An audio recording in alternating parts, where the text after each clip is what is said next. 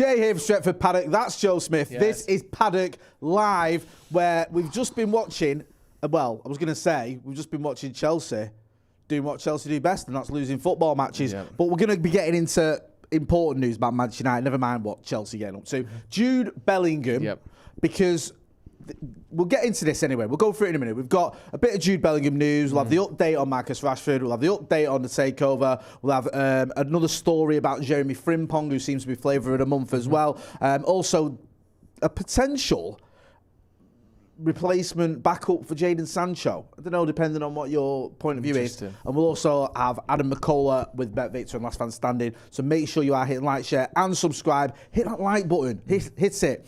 So 200 odd people have just jumped on now. Let's hit it. Let's get 200 likes. The Jude Bellingham thing. Yeah. Are we starting with that? Yeah, let's start with that. Let's go straight into it. Straight into Jude Bellingham, yeah? Because, go on, you can read all this out for us. Yeah, so this was a sort of emerging story last night. We saw some journalists saying that there's been a bid made, or that they were close to a bid, or a bid was in the works. And then last night, late on, we heard Liverpool basically out of the bidding for Bellingham. They will not pursue a move for Bellingham this year because of the money involved. The 19-year-old has been heavily linked with the Reds, but any move for the England international could cost in excess of £100 million. The size of the deal compared to the changes needed at Liverpool mean they do not consider it a viable option. Liverpool's struggles this season have seen manager Jurgen Klopp state there will be changes at the club in the summer, and the German has described Bellingham as exceptional. I mean, last night was hilarious because I don't know if you were watching this sort of unfold last night. I'm just trying to find this because basically Jan Fjortoft. Now I don't know. Yeah. People of a certain age may remember him playing for Swindon. He had a season where Swindon were in the Premier League for one season, and he was like their main striker, and he scored about 10 goals towards the end of the season. Did really well, and has now sort of reinvented himself as not just a journalist, a football journalist. He does some decent interviews, to be fair, but also as a bit of an ITK, where he's someone who'll pop up and he'll go, "Oh, I've got one for you, and this has happened." So what he did last night, he tweeted that basically Liverpool were in for Jude Bellingham. Now, Bellingham's been linked with Liverpool for quite a while. We know that. I think you get the impression he is a bit of a Liverpool fan. Yeah. Seems to have a really good relationship with likes of Trent Alexander-Arnold, Jordan Henderson. Yep. Obviously was, waxing lyrical about Steven Gerrard when he did that little interview with him after the England game. Yeah. So there's always been this sort of feeling that he wants to go to Liverpool. Liverpool really want him. And you were pointing out upstairs, weren't you, that they haven't really gone big for midfielders for a little while. This is the thing that I don't understand. Like, the 19-year-old has been heavily linked, but the Reds... but any move for the England international could cost in excess of £100 million. The size of the deal compared to the changes needed at Liverpool mean they do not consider it a viable option. Well, why have you not bought any midfielders for 3 years then? Because the whole point was, yes, Bellingham's going to cost a lot, but he's worth it because we aren't buying anyone. How can you not buy anyone, not reinforce this ageing, what was already a pretty much functional but bang average midfield, even at their best? Yeah. They had a very good defence, very good attack, and a midfield that just did enough to facilitate the rest. It was already average. Then you wait 3 years, don't improve it. Your best player is still like Jordan Henderson, who's 33 and can't start every week. Milner's playing most games. They don't spend any money on purpose. Then they're shocked and they're out of the race for Bellingham because he's over 100 million. We knew he was going to be over 100 million 18 months ago. He's been touted as one of the best young players in the world. You don't get that for minimum 80, average 100. If he's had a good season, you're looking at 130, 140. They must have known that was going to be the rough number. How are they all of a sudden out because that's too expensive now? Who are they going to buy instead?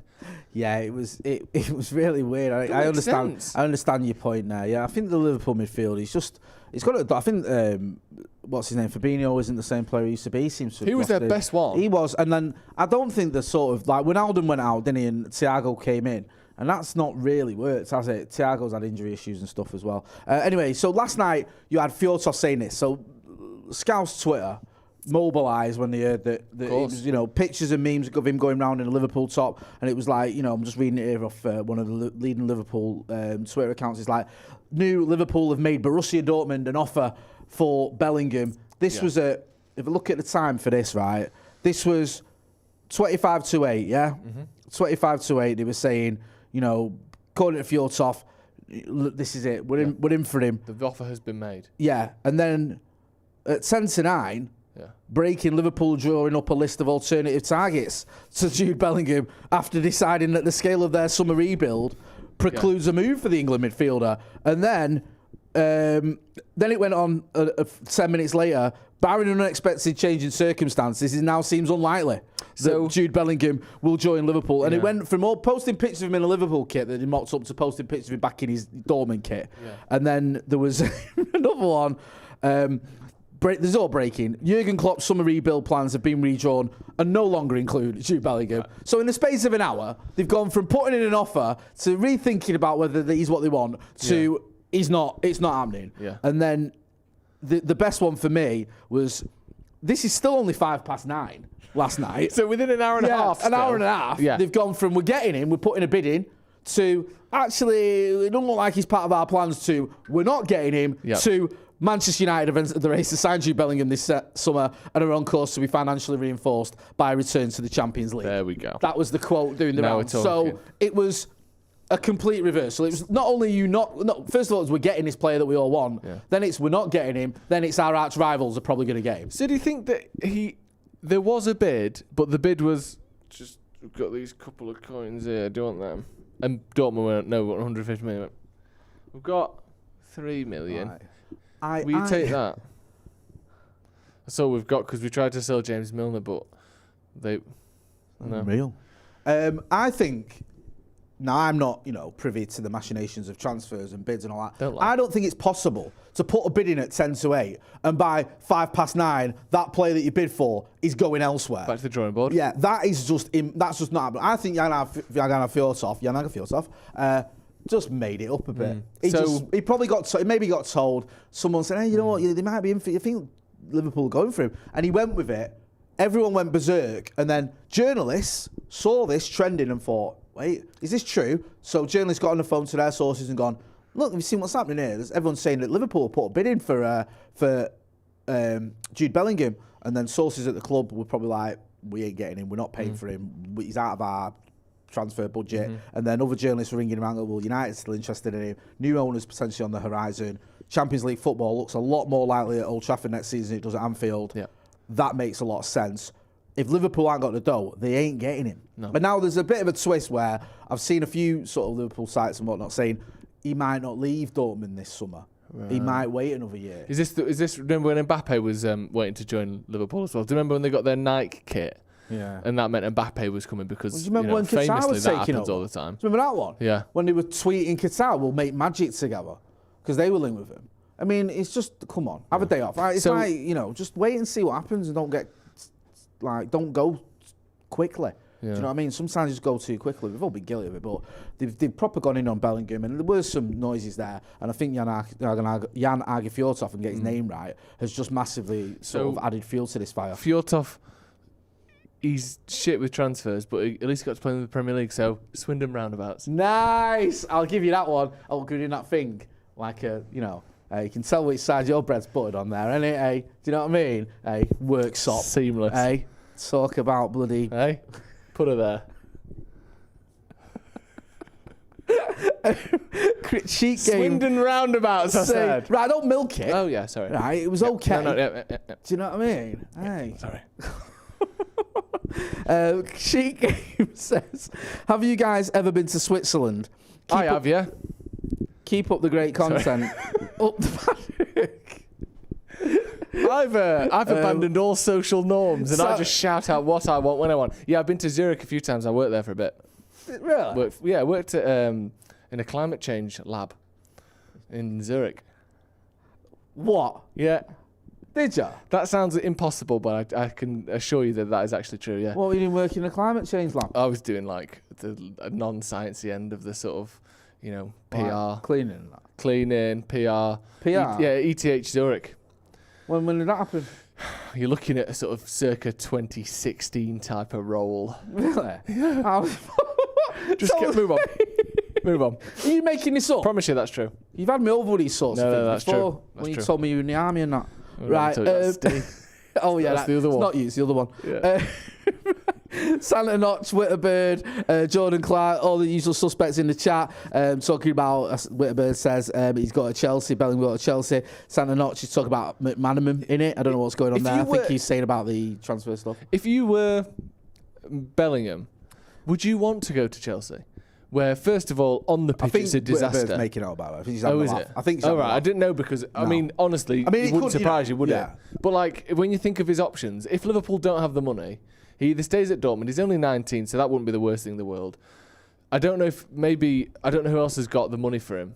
Real Madrid bought a central midfielder for €100 million 18 months ago in Tchouaméni. They've got Camavinga, who's played left back today, but he's another very young midfielder. You've got to get past both of them. Chelsea have got more midfielders than sense. Arsenal don't have the money. City, maybe. Do you think that could be an option? Yeah, 100%. Yeah. 100% City could come in for him. Because City are in that sort of position now where they can go out and just get one big player. Yeah. And that could be it. And then they could just go, right, we're all right, really. We don't need... we've got youngsters coming through. We've got a strong squad anyway. Obviously, you've got Erling Haaland banging in the goals. You look at the defensive options to get the likes of Kanji and Aki and them lot are doing well. So you bring in one midfielder. It wasn't that long ago they spent 100 million on Jack Grealish. So they've still got like a strong midfield. So I think they need a left back and maybe another centre mid at this point, don't they? Yeah. So they bring in Bellingham, and you see how they walked away from the Cucurella deal. Yeah. It's like, and I think they've played. I can't remember. I think is it Rico Lewis, the kid who played there. So, and Ake plays there as well. Yeah, so that could happen. I don't think you can count that out. No. The thing with Bellingham is, has he got a desire to come to Manchester United? Because that could play a part in it. Because if he has got suitors, if Real Madrid are looking at him, perhaps that's been rooted. Manchester City are looking at him, and United, and he hasn't really got a preference to come to United, then he might end up going to one of the other clubs. Because the one thing United can't offer that those other clubs can't is, at the minute anyway, is a sort of almost guarantee you're going to win big trophies. No. Like, you go to Madrid, 9 times out of 10 you end up in the Champions League final. If you sign a 5-year deal at Madrid, you're going to play the Champions League final. Yeah, you're almost certainly going to win at least one La Liga and probably one Champions League if you're there 100%. For 5 years. Yeah. If you go to City and sign a 5-year deal, you're going to win a title, unfortunately. Yeah. Unless, financial fair play take it off you.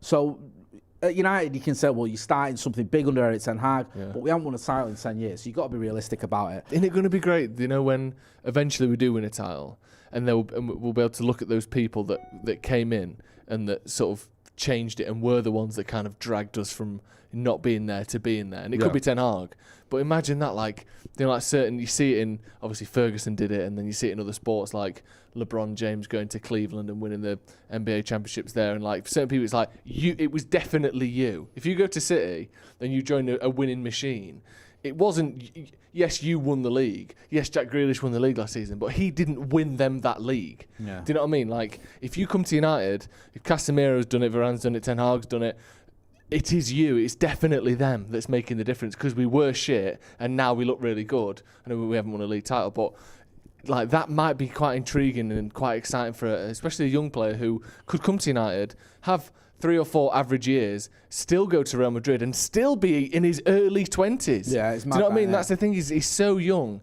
that he doesn't even have to, be the best player in the world, win every title. As long as the talent is truly there and he shows it semi-regularly, he could then still go on to have a great career after United if it doesn't work out. So he'd be great, I reckon. But Brian Casey says we've got more chance of signing Bellingham than we have of getting De Jong, because De Jong seems to be the manager's favourite, doesn't he? But I don't know what's going on there with De Jong at Barcelona. Let us know anyway. Let us know what you think. Make sure you hit that like button. Do you want to see Bellingham? Do you think we can get Bellingham? I'm sick of flip-flopping with my opinion on him, because when I thought he was going to the Scousers, then I had to start saying he's rubbish and they can have him.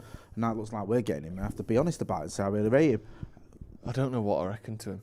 Do you know? I think he's great. I think he's brilliant. Yeah. I just think, who's got a player like him? Which of the successful teams have someone like him in there, who's like excellent across the board, but doesn't get that many assists, isn't that great defensively, isn't like a world-class passer. He's sort of 7.5 out of 10 at everything. He's amazing. Do you know what I mean? Like in years gone by, when it was a bit more go out there and play, he would be the first name on pretty much every team sheet in Europe, in a couple of years. But in the modern era, where it's about a defensive specialist next to a passing specialist, next to an assist, like, he doesn't have the numbers of De Bruyne going forward. He doesn't have that absolute composure of Rodri or that, tackling stability of Casemiro. I'm not saying he can't evolve, but I think at some point he might need to specialise. I've said this before, but at the minute he's almost too much of a jack of all trades. He can bring the ball. He's a bit of a Pogba about him. That's what I was going to say. You're too good at everything. Pogba was, very good at passing. Yeah. Could stick a foot in. Could carry the ball. Could hit a shot from distance. But his goal scoring record was, other than that one season, was pretty poor. Yeah. He could get found out if he was the last man. Yeah. You wouldn't trust him to be a defensive midfielder. And he wasn't, always the best at carry. He could carry the ball, but he wasn't like someone you go, give Pogba the ball, he's going to dance through players. He was just very good at lots of things without being amazing at certain things. That's not criticism of him, because I think Pogba on his day was very, we saw what he could do.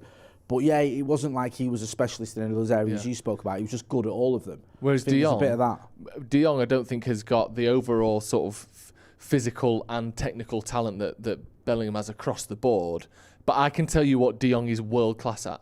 He is world class receiving the ball, turning into space, and either A, finding a really perfectly weighted 10 to 40 yard passes, or dribbling up the pitch and doing the same thing again. Let's just ask you this then, right? Yeah.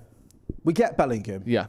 Where does he fit into the midfield? What's the midfield then? Well, you're not dropping Casemiro. Right, okay. So it's Casemiro and Bellingham with Bruno in front. Right, okay. And you have him as a more kind of defensively willing Pogba style player. He's not as his touch isn't as good. He isn't as skillful as Pogba. He doesn't quite have the passing range, but he's got a better work rate. I think he sort of tries harder than Pogba did. And also, it's worth noting, he's 19 years old. That's what I mean. That's what I'm saying. I'm not saying it can't be that, but I wonder if at some point we'll see him go, right, are you a sort of number 10, you're getting 10 plus goals and assists per season every season? Are you going to do that? Or are you going to go for that, Casemiro style, or maybe not Casemiro because he's never going to be that defensively minded, but, are you more of a sort of Toni Kroos kind of player where you sit back and you really focus on your passing and using your athleticism? That's what I wonder if we'll see that over the next few years. And maybe it'll be a case of, depending on where he goes, if he goes to City,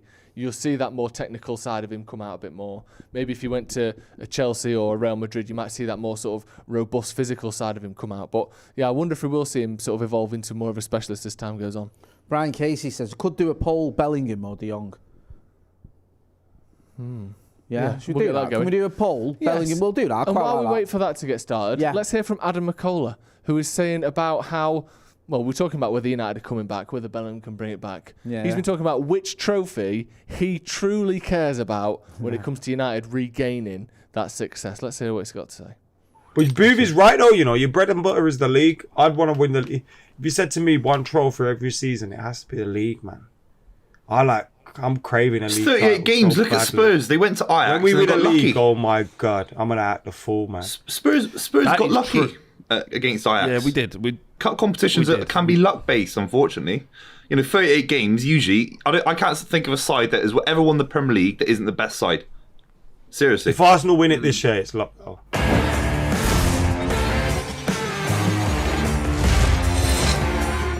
So that was Adam McCullough there speaking to BetVictor and Last Fan Standing.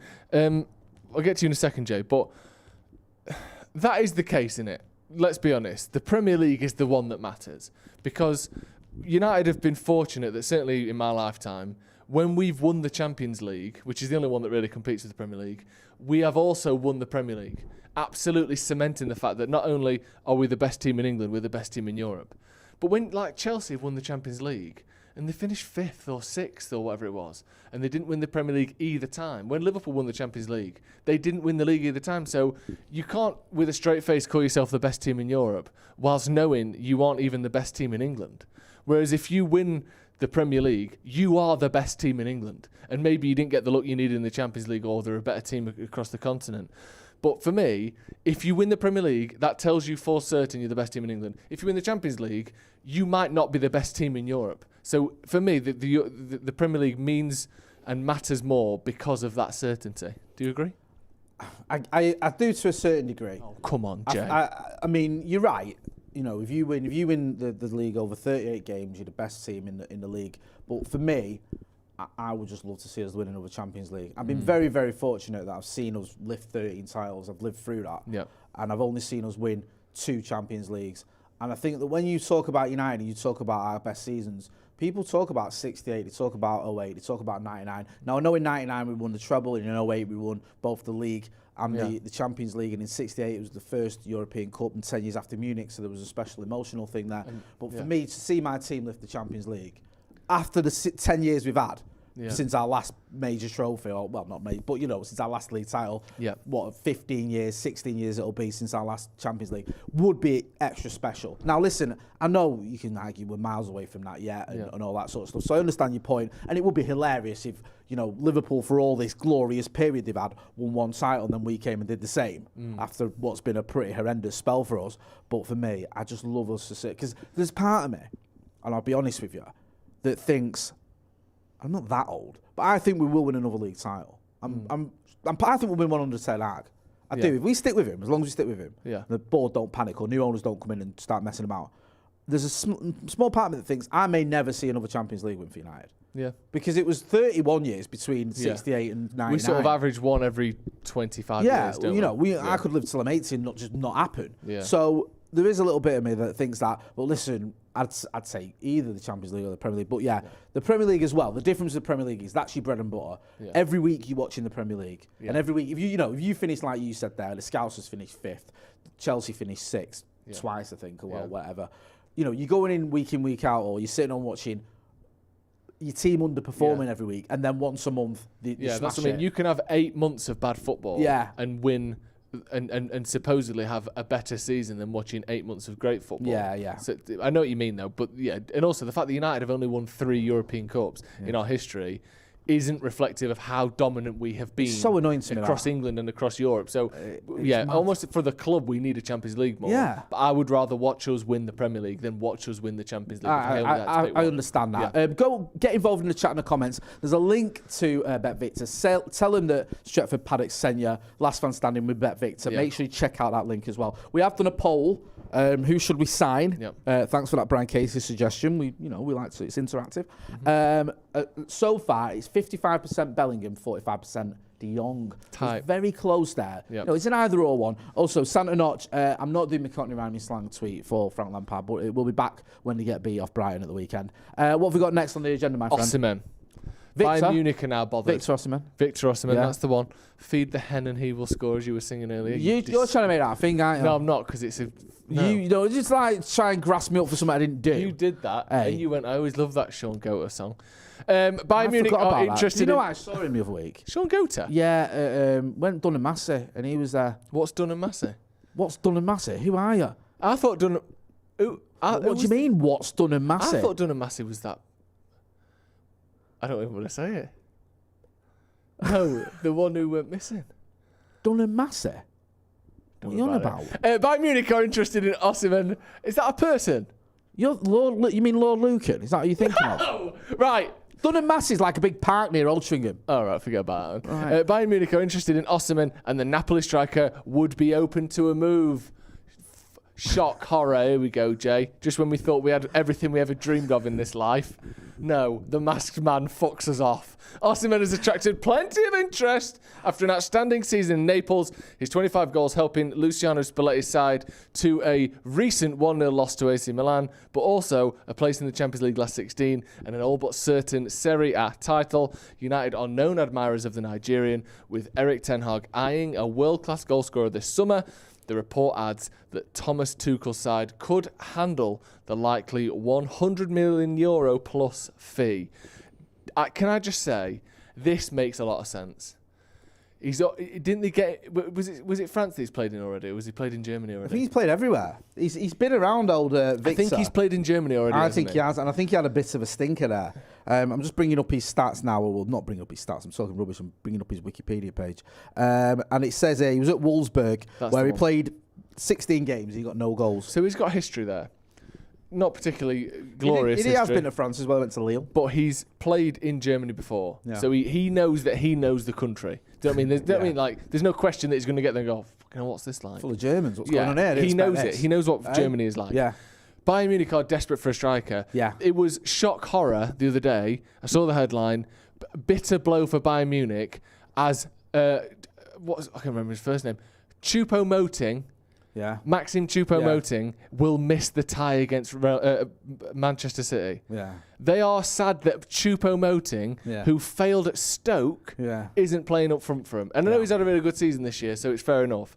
But they are desperate for a striker. Yeah. They lose basically a Ballon d'Or win. I know he didn't win it, Lewandowski, but should have done if there was a Ballon d'Or. They lose him and replace him with Choupo-Moting. Yeah. They are in the market for a player like Victor Osimhen, aren't they? So this does make sense to me.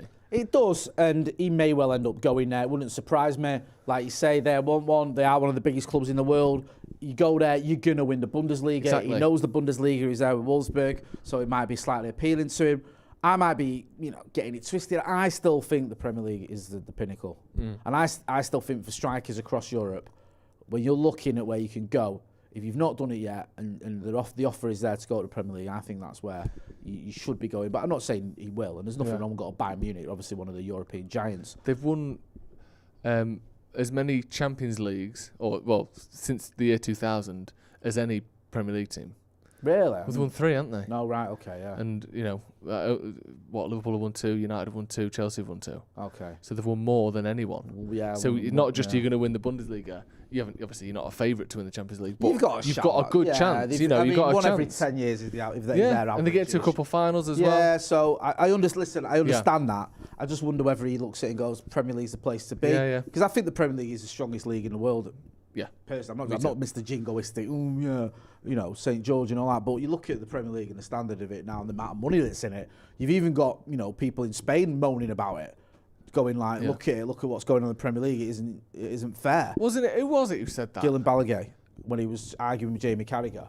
And he was saying the Premier League should be giving some of their money to us. Yeah. Do you remember when, for the last 150 years, when Real Madrid and Barcelona have had more money than everyone else, and you didn't want them to give Real money Madrid to just went, Ronnie's doing well, innit? We'll have him. Yeah. Bale's doing well, we'll have him. Well, Kaká's just won the Beckham, Ballon d'Or. Yeah, we'll have him. Yeah, what's that? With skin, it doesn't matter. We'll still go out and buy Zinedine Zidane. Yeah, for 46 million quid, which was at that time almost double the previous world record. Yeah, so come on. Forgive me if I'm not feeling too sympathetic towards the super giants of the league, especially when they're still winning Champions Leagues as well. Danny in the super chat says Camavinga, Bellingham, Enzo, Alvarez, Caicedo, Haaland, Mould, all before big moves. We have the scouts, but Board would rather spend 100 million on big names for PR. So he's sort of making the case there that we've not gone quickly enough with some players, or we've got the scouts. Why aren't we getting there before the move? Why didn't we get Victor Osimhen when he was at Lille or whatever? The trouble you've got there is, can you take a punt on some of these players? And also, if you look at all of those, where those players went, Haaland went to Dortmund, which are a team that win a trophy every 10 years. Bellingham went to Dortmund with the same. They're not challenging, really. They're not challenging in Germany. No. He went from Lille to Napoli, a team that at that point hadn't won a trophy. Still haven't won a trophy in 30 years or whatever. It's something ridiculous. Who else is on that list? Camavinga. Maybe he's the one that went straight from a small club to a big club. But generally speaking, all of these players have taken that stepping stone step. No big club, or no real big clubs. Napoli isn't on the same stratosphere as United or Bayern or City or Liverpool or whatever in terms of what they've won, or they all take that middle gap because big clubs can't take risks on those sort of players week in, week out, or year in, year out. Yeah, because you've heard this argument, haven't you, with like Leicester. Well, why didn't we get N'Golo Kante? Yeah. Or why didn't we get, I don't know, Riyad Mahrez or whatever, or when they won the league? Well, can you imagine if we'd have signed Jamie Vardy from Fleetwood or wherever? Yeah. Or was it Fleetwood he came from? Everywhere. People would think you've gone mad. Yeah. Even after I watched him for Leicester in the Premier League, remember the 5-3? I didn't think he was that good. I think, you know what I mean? Like, if we'd have gone out and got N'Golo Kante, people would go, why are we going for him? Who is it? And if he doesn't set the world alight straight away, you probably go, well, that's not work. Get rid of him straight away. Whereas someone like Leicester can take a punt, give him some games, let him get used to the Premier League, and then obviously he absolutely smashed it. And look, sorry, go on. All the players, all the clubs that take these punts consistently, year in, year out, Leicester, Brighton, Napoli, Dortmund, all of them. I know average finish is shit because United have barely won anything, but it's been a particularly sort of interesting time at United. They all go up and down and up. And Leicester are fighting relegation every 3 years. You wouldn't want that for United, would you? No. Like Brighton, yes, they're doing well this season. They finished 17 years ago.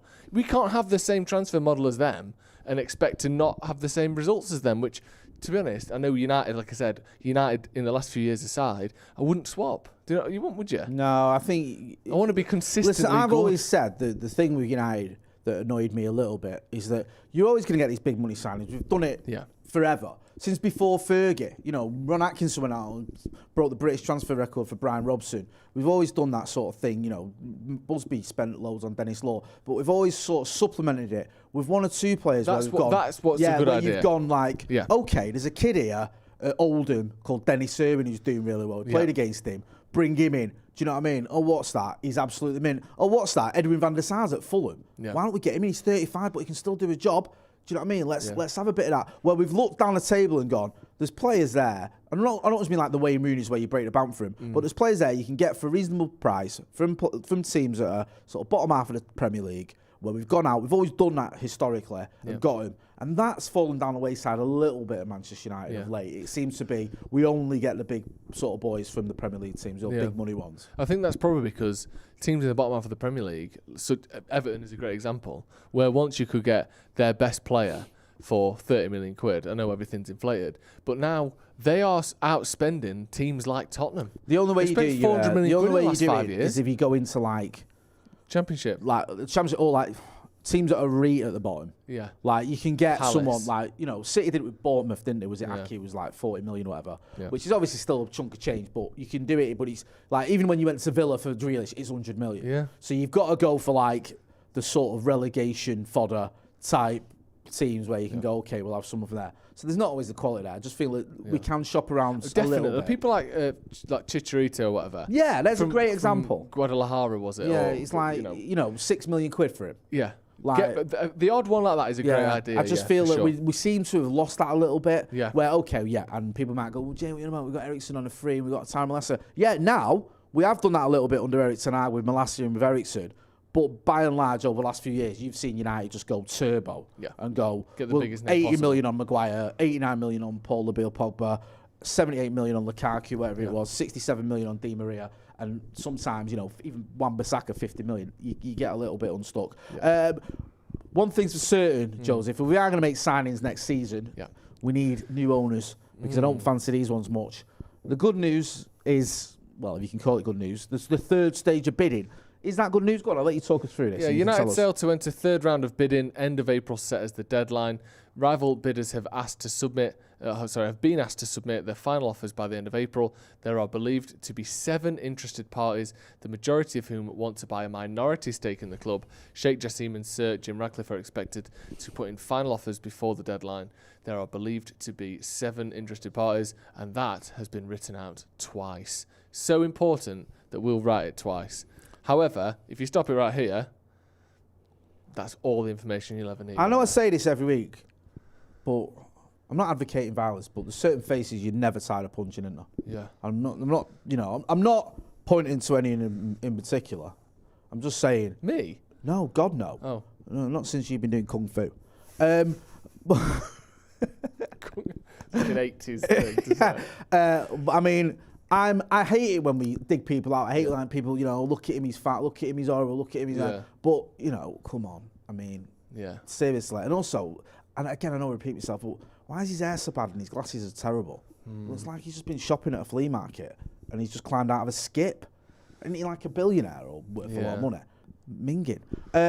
What do you reckon is going to happen with all this? Third stage bidding. I don't know if this is standard. Obviously, Chelsea didn't quite work like this, but that was unique circumstances there, wasn't it, with the sale being forced. It's like they're selling a house. I don't like. This is what happens in houses where I'll put your first bid in, and then that's sort of an open bid, and then we'll do like a round of blind bidding where the other person isn't allowed to know what you've bid. Then there's like best and finals, where then you have to do another one with the assumption is that you have to go even higher. Like they're treating, much like they've always done, they're treating United like an asset and a property rather than a club and a community kind of what is it? A community club. It's something that was designed for the people of around Manchester, and then it's become obviously so much more than that. But in their eyes, it is literally numbers on a spreadsheet. And that's how they're treating it. They want the most possible money, and that's really all they care about. This suggests to me that this will go to simply the person who gives them the biggest amount of money. Yeah. Because not that we expected anything other than that, or that there's anything else that they should really consider. But if their emphasis is so much on bid, more bids, new round of bids, here's one more chance to up your bid, final offer, you sure that's enough? Like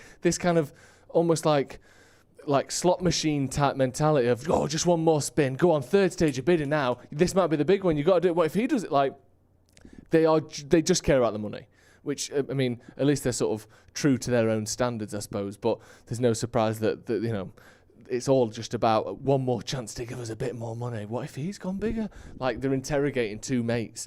He's give us 6 billion, really. Like it's all just money first and nothing else matters in it, really. Yeah, it is. And the noises we're hearing is they want 6 billion quid. I think it'd be about £1 billion for each sibling. I think there's that many of them. I've always said I think they're going to sell, and I think they will end up walking away with a load of money, which they haven't deserved. It's really annoying. But we just want them gone, don't we?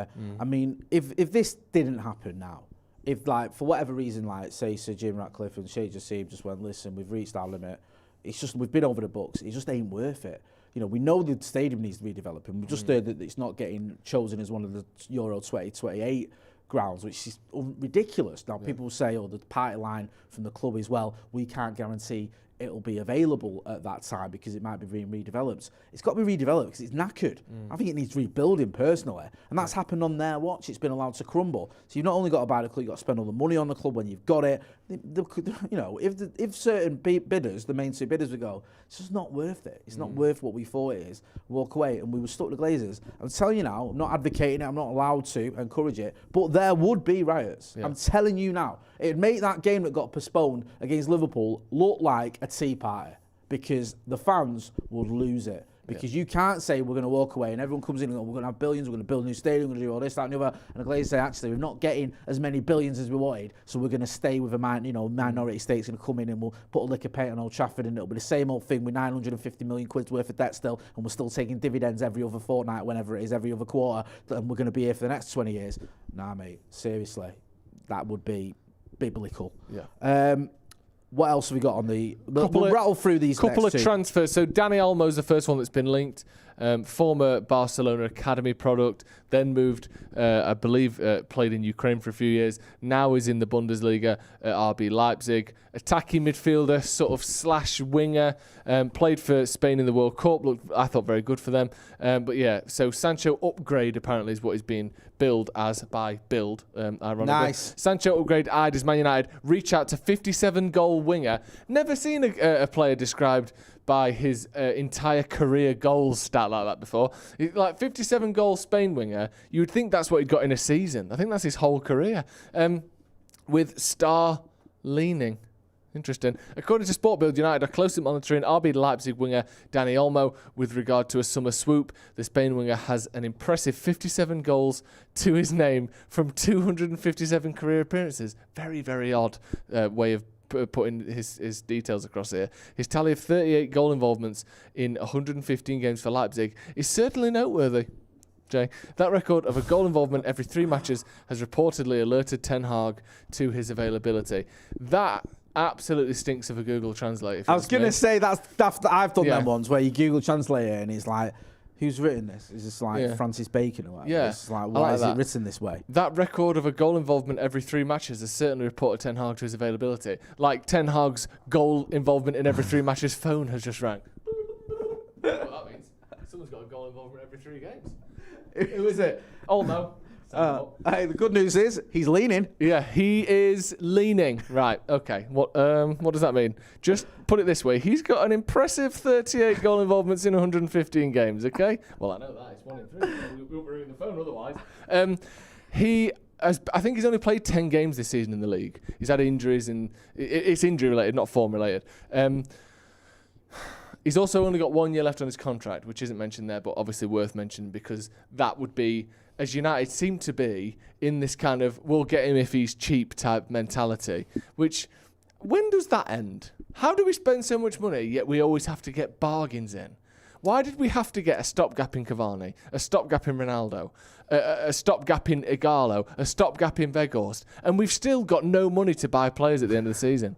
We spend so much money. We've wasted so much money, haven't we? Yeah. Because you look at the stats over the last decade, we've spent like that much less than City. I know, it's mad. It's so shit. It's mismanagement. I know I sound like a broken record, but it's the owners, because he put bankers in charge of footballing matters, and you had Ed Woodward running around like a kid in a sweet shop, spending loads of money on players that the manager didn't even want. Yeah, just the biggest name we could afford. You know what I mean? And then you have managers like Van Gaal, like Jose, like Ole, stuck with players they didn't want, and it just ends up like an absolute shambles. And again, we're being linked with, and I think Olmo's a decent player, but to me, you're looking at Sancho upgrade. So what evidence do we have that he's an upgrade? He's a winger. What foot is it? I don't know, actually. I think he's right-footed. So, I mean, I think the priority has to be a striker. We need a midfielder. We probably need a right-back, which we're going to get into in a minute. And people might hammer me for this, but Diallo's doing bits at Sunderland. Give him a chance. Bring him back into the squad. I know he's only a kid, and if we had a blank check and we could buy all players, then bring in Olmo. But we haven't, and I think because you've got priorities elsewhere, and you've got someone who's absolutely smashing it in the Championship and who's still a youngster, bring him in. You've got Garnacho, you've got Diallo, you've got, if you wanted to, you've got Palestri as well, and Sancho, and Rashford, who can play on the wing. And you bring in a striker, you're laughing. You don't need, for me, so I know he's only got a year left on his deal, but to go out, it's just my opinion. He is right-footed, by the way. Yeah. So, I'm not a big fan, but get involved in the chat in the comments. 57% on our poll, should we buy De Jong or Bellingham? 57% saying Bellingham. Right, let's talk about right-backs. Jeremie Frimpong, let's breeze through this Frimpong seems to be the main guy United have been linked with at right-back, an area where it looks as though Ten Hag is keen to reinforce. Bayer Leverkusen right-back Jeremie Frimpong is really keen on joining Manchester United. United are looking to bolster their right-back areas, I would say and they have been linked with a move for the Dutch fullback, who is enjoying a fantastic 22-23 campaign with Leverkusen. A report from Bild claims that Bayern Munich have backed away from their interest in Frimpong. Romano claims that nothing is advanced yet at the moment, and the agent of the player has met with other clubs like Barcelona and Bayern Munich. Attacking wise, he looks absolutely phenomenal. His numbers are sensational. His dribbling, his crossing, his passing, his output in the final third or in the opposition half generally is genuinely absolutely elite. The only question is he defensively capable against, I suppose we're kind of lacking left wingers in the Premier League at the minute, but if you put him against a Foden, or if you put him against, a top fullback, a top winger in the Vinicius Junior or something in the Champions League next season, does he stand a chance? Because his defensive numbers are very poor. However, some of that, as Steve Housen mentioned on the channel the other week, is because he's been almost playing as like a 5 at the back right winger rather than a proper fullback. So maybe his defensive duties haven't been there, so his numbers don't really back it up. But that's the only question. Going forward, he looks fantastic. It's just whether he's got enough sort of willingness,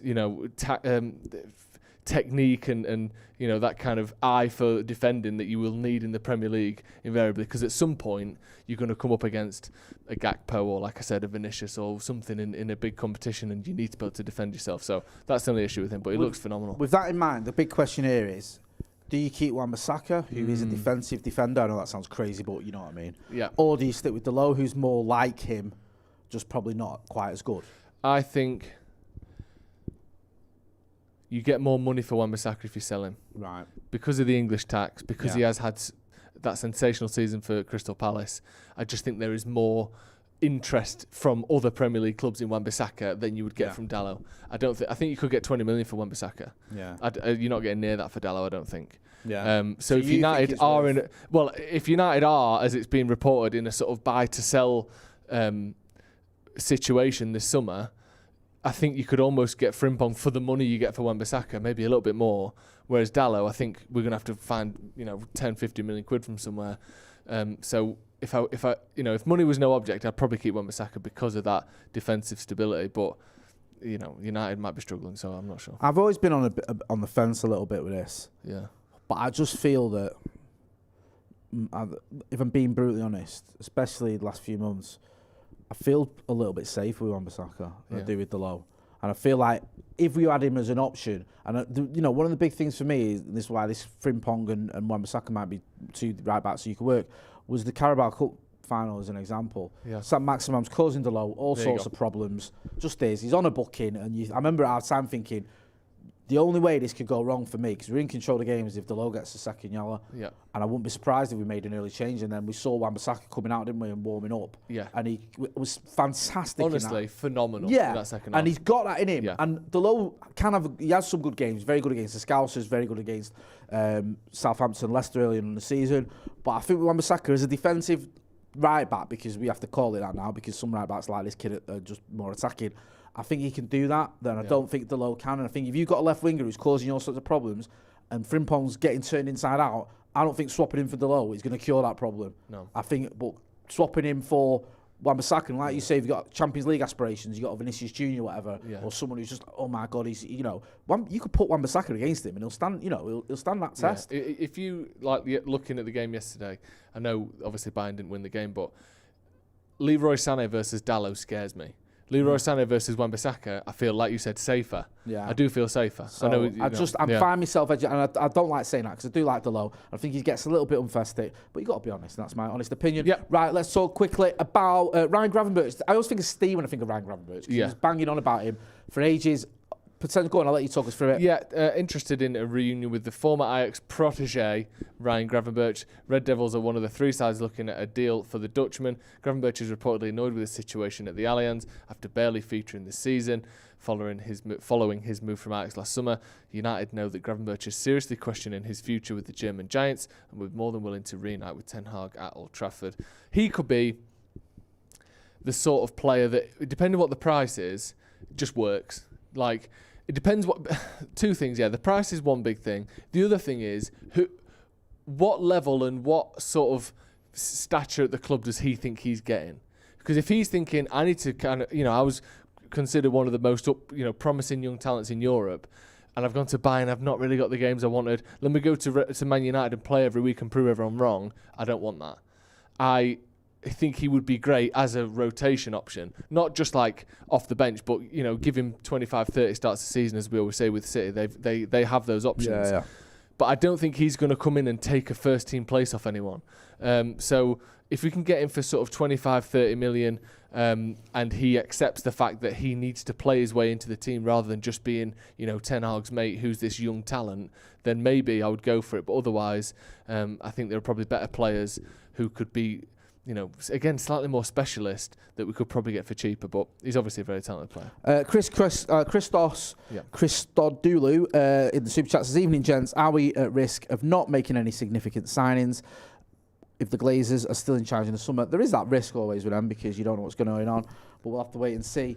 Brian Casey always says, Sabitzer looks to be staying, so that's one less midfielder we need. We are hearing noises that Sabitzer's going to be staying. We were going to do an injury roundup, but the injury roundup. You've seen it on the Twitter. You've heard from Erik Ten Hag. Shaw's still out, Garnacho's still out, Rashford's out. Yeah, there you go. Pretty much summed up. There's just one final story. Yes. This is everyone's favourite gobshite. No. Not Sir David Beckham. But is it Gabriel Bonlahor? This is this the guy from TalkSport who says he's always got something to say. Remember when he was having a dig at Beckham a few months ago, saying that when he was away with England, Beckham wouldn't talk to anyone. He was just writing his diary. And Phil Neville went, "That's a load of rubbish. You've made that up." Tweeted him, and then they got into a little Twitter spat. Now he's saying that he'd have Bukayo Saka in the England team. Is he just a knobhead, or is he thick, or is he both? Yeah, both. Did he think that David Beckham wasn't talking to anyone when he wasn't, or was he just making I think he just made it up, because he kind of backtracked on it a bit. Oh, he went from saying he ignored everyone to, oh well, I'm not saying he didn't talk to people, he just didn't really speak to me that much. Oh right, well there you go then. What, because you were probably because you were sat there eating crayons in the corner, you absolute specimen. Yeah, that's probably why I didn't want anything to do with you. Probably because you were pouring soup on your head. And also, I think it was Troy Deeney, and I refer to this every time Gabriel Bonlahor comes up, because he basically, I think he went to TalkSport Troy Deeney, and he did a little, he had a few shifts there and all that, and he essentially came out and said they wanted me to say things that I didn't believe for clicks, for controversy. Yeah. And he went, I'm not doing that. Yeah. Gabriel Bonlahor clearly doesn't have the same final decision, or didn't come to the same conclusion when asked to say stupid shit on purpose for clicks. So keep doing what you're doing, mate. Absolute nonsense. Love it. Gabriel Bonlahar's just done well to get himself dressed to get into the building, to be fair to the kid. Do you know what I mean? Let's give him some credit. Let's not be too harsh on him. He's doing well. You're doing well. You're a good lad. We're proud of you. I'm going to leave it there. Make sure you go check out Last Man Standing with BetVictor. There's a link in the description. Make sure you go and check out my esteemed colleague here, Sloppy Joe's podcast, one of the funniest podcasts out there. Also, if you've not done so already, check out Scotty and Motti. We've got our podcast there as well. We'll put some links in the chat for them too. Joe, no, it's me in the morning, with the news. No, I'm talking rubbish. Watch along tomorrow. Watch along tomorrow. Who's on the watch along? That's what I was meant to say. We've got Scotty of your parish, Scotty Martin. We've got Ronaldo as well.